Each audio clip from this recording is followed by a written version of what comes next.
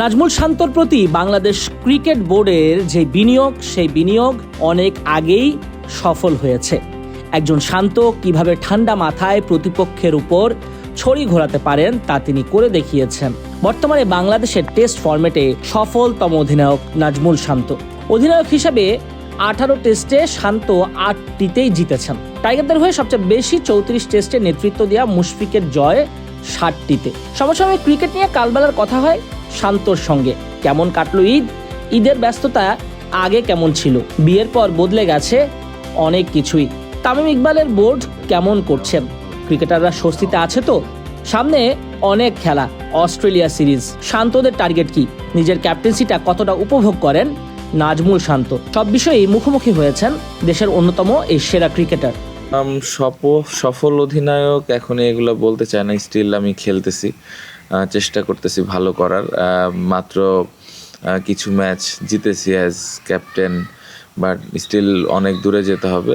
যেহেতু খেলতেছি, খেলাটা কন্টিনিউ করতে চাই, দলের হয়ে ভালোভাবে কন্ট্রিবিউট করতে চাই, ক্যাপ্টেন হিসেবে কন্ট্রিবিউট করতে চাই। বাট আমি মনে করি যে যতটুকু সাফল্য পেয়েছি এটা স্টিল এনাফ না, এখান থেকে আরও সামনের দিকে যেতে। সবাইকে ঈদের অনেক অনেক শুভেচ্ছা। আমার মনে হয় এই দিনটা সবাই ফ্যামিলি, ফ্রেন্ড সবাইকে নিয়ে, আত্মীয় স্বজন সবাইকে নিয়ে আসলে এটা উদযাপন করবেন। এবং মানে এই কুরবানি তো আসলে সবার জন্য, সো সবার সাথে ওই ভাগাভাগি করে কুরবানিটা যেন হয়, এবং আমি আশা করবো যে সবার কুরবানিটা ভালো কিছু হবে।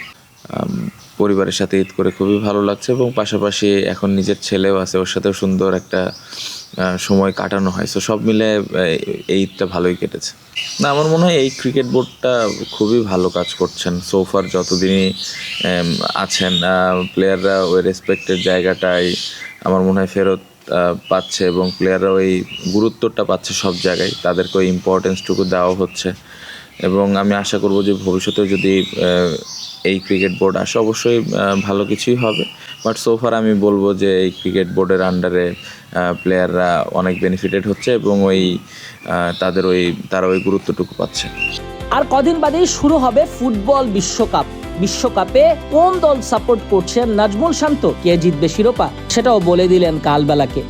না, আর্জেন্টিনা সাপোর্টার, সবসময় ছোটোবেলা থেকে আর্জেন্টিনা সাপোর্টার, মেসির কারণে বলবো। পাশাপাশি আর্জেন্টিনার দলটাও ভালো, সো খুবই এক্সাইটেড এবছরের ওয়ার্ল্ড কাপ নিয়ে। আশা করবো যে এবছরও ভালো রেজাল্ট করবে। নাজমুস সাকিব, কালবেলা।